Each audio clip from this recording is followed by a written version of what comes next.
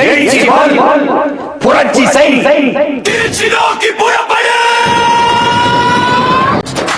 காலம் மாறுது, காற்று மாறுது, களம் மாறுது தமிழா. வெறும் ஓட்டு போட நீ ஆள் இல்லை, உன் நாட்டை ஆள எழு தமிழா. பிப்ரவரி 21 நம் பெருமை பேசும் ஒரு நன்று. திருச்சி மண்ணில் சங்கமிப்போம், இனி திரும்பி பார்க்க செய்திடுவோம்.